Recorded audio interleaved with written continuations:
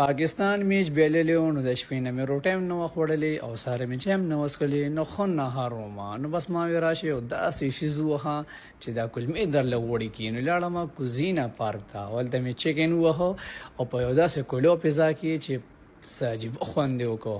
او بیا مې ورپسې دا یخ شخ شربت وڅښو دی خو عجیبه خوند وکړو یو داسې پرسکونه پیزا وه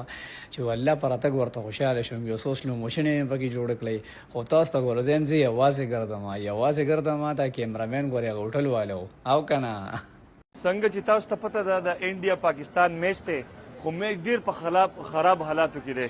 ته ورته داسې په غور ولې ناستې ته به وایې چې ستا نه لاړو د پاکستان یاره نه کنه بس میچ دی ګوره دا دغه ملک سره شپږ کسان یې ول آوټ کړي دي د الله بنده نو اوس کرکټ چې دی دا خو د چاند شی دی پته یې نه لګي کېدی چې پاکستان والا یې په 30 رنز آوټ کړي نو دا وګورئ غټ سکرین مې ته لګولی دی د 804 1 مخې ته په شمیسي کې راځئ دلته خپل خوراک هم کوئ او میچ هم انجای کوئ یو جان مننه